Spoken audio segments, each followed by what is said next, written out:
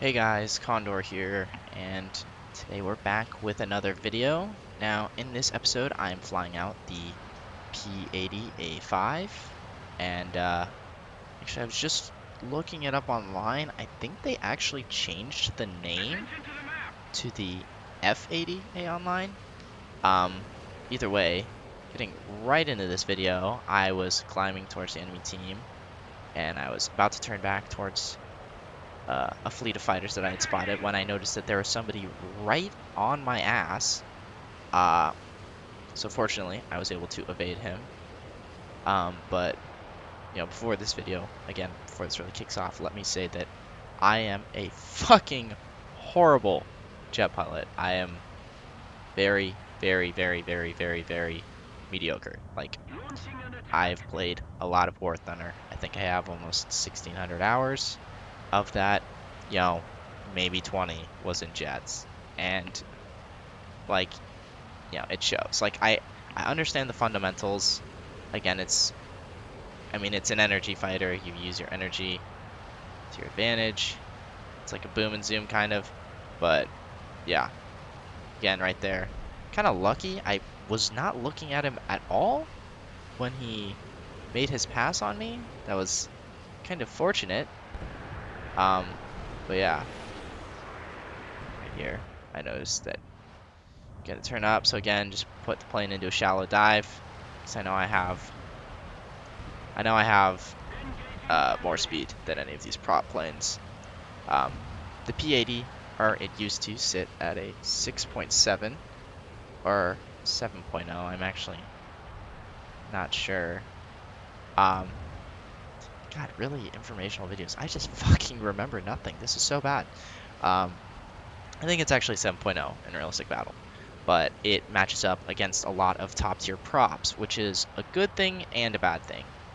The good part about it is the fact that, 9 times out of 10, you are going to be able to like dive away from the enemy. You can get away from them fairly easily. The bad news is you are horrifically outmaneuvered the vast majority of the time, like, especially against like N1Ks, hell, even Focke-Wulfs. Like, yeah, you're not going to be able to turn with them. The only exception to that would be the HE-162 can turn fairly fast.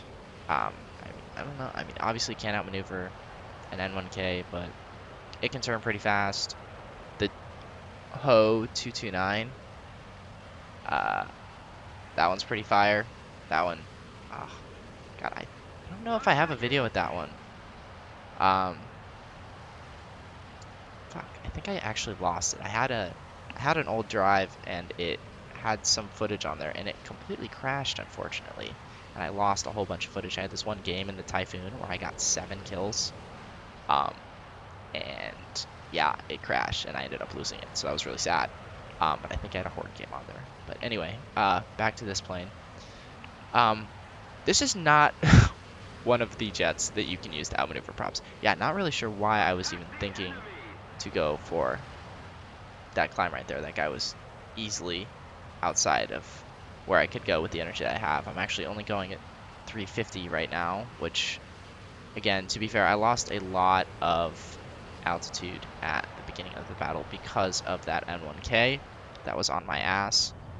But I have regained quite a bit of altitude, now back up to around 6,000 meters, which is pretty good. I mean, one of the things I did learn about playing with jets is you don't really climb the same way as you do with props. And props, you pretty much set your plane at like an angle and you just climb.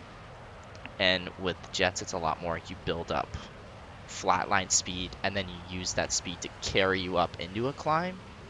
Or at least that's the version I was taught, or kind of, I guess, learned from watching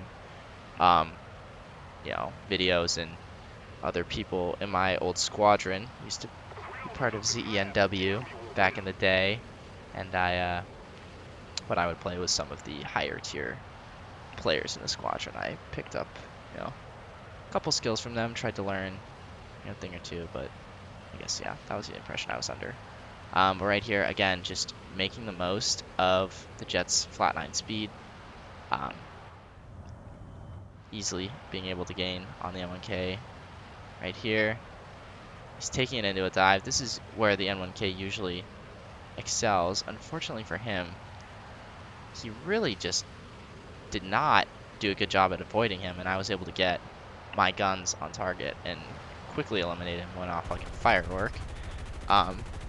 Speaking of the weaponry for this plane, it has 6 12.7 millimeter 50 cals, but it does not have the M3s.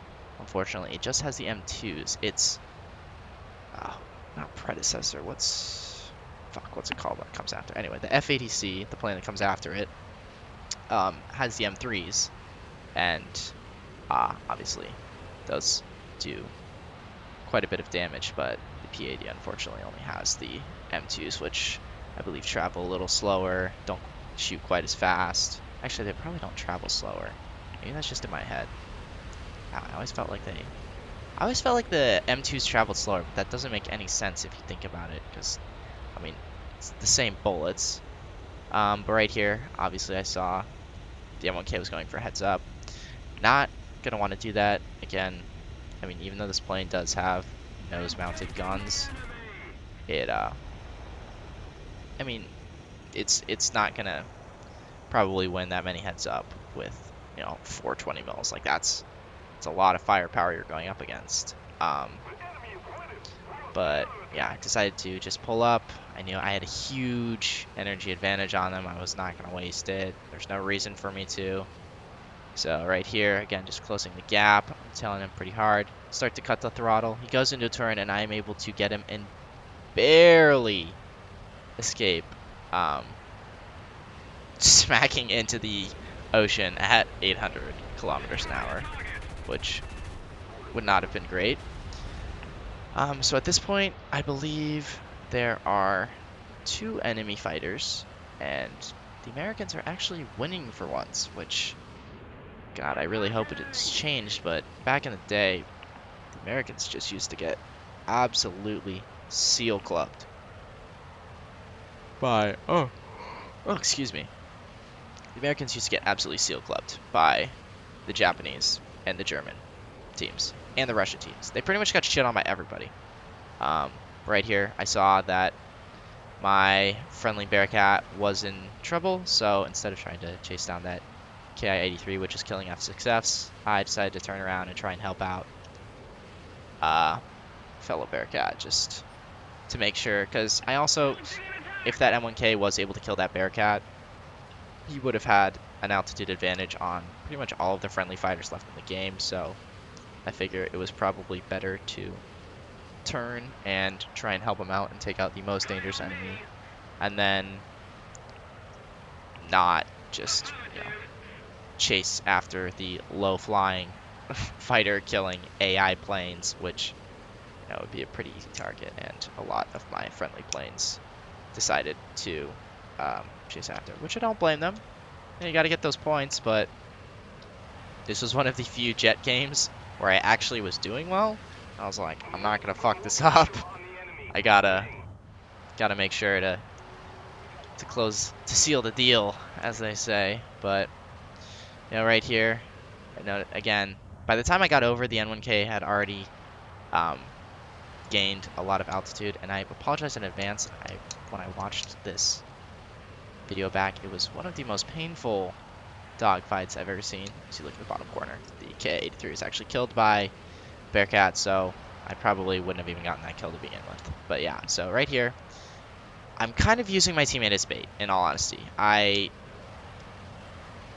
was kind of hanging around him, and then I started to pull off into the corner to get some altitude. When I saw the N1K was going to dive, I didn't immediately turn around to help, because I mean, I kind of trust myself more than the other enemy team, or than my other friendly player. Right here, decided to shoot some shots in a bit of a one-on-one, but I'm not gonna give him the chance to kill me. Unfortunately, he fucking whipped around, and props to this guy. He was a good pilot, but again, thankfully, my Bearcat teammate was able to come in and distract him enough with his fire that I was able to escape. And then I was about to turn back, but I realized that that would have left me in an extremely vulnerable spot. So again, God, I kind of fucked this guy over. I'm kind of using him as bait to put myself in a better position. Was going to turn back again, but my engine was overheating, and I did not want to have that cut out in the middle of a dogfight. So my teammate turned back right here, started sending some shots towards the N1K's direction. Fortunately, I don't think he connected, and he kind of put himself in a vulnerable spot. The N1K was then looping around to get on the Bearcat's tail, and I dove in after him. Again, just trying to get guns on target. Obviously, these prop planes can turn way faster than I could. So right here, popping the air brake so I don't lock up or black out, which I completely forgot was a feature. TBT to when that did not matter. But yeah, I really couldn't keep up with those planes in the turn. So, and even right here, like if you just look, I just really just can't turn fight. I'm very, very, very, very lucky that this fight was a 2-on-1, because if this was a 1-on-1, I honestly think I would have gotten whooped. And obviously now at this point it's a 3-on-1, which, I mean, realistically there's nothing that this N1K could have done. Fortunately, I was not able to save my Bearcat teammate. I kind of completely fucked him over at this point, but then the N1K pilot got a little careless, decided to kind of try and climb, was not paying attention, and I was able to light him up. I did not save the Bearcat pilot, but I would like to say that I did avenge him.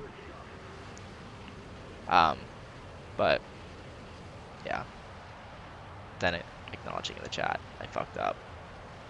But yeah, honestly, props to that that N1K pilot. He was pretty good because he was in a 2-on-1 and he was holding his own. But yeah, that was the end of the battle. I ended up coming out of it with 3 kills, which is way better than I will probably ever do again because I fucking suck with jets. But I was kind of getting to that point where, you know, the only planes I had left to unlock were all jets. But yeah, right here, got 3 kills for the game, bringing home the victory for the Americans because the Japanese didn't raffle stomp us for once. But yeah, with that, that will be the end of the video. I hope you guys enjoyed. This has been the Condor, and I will see you later.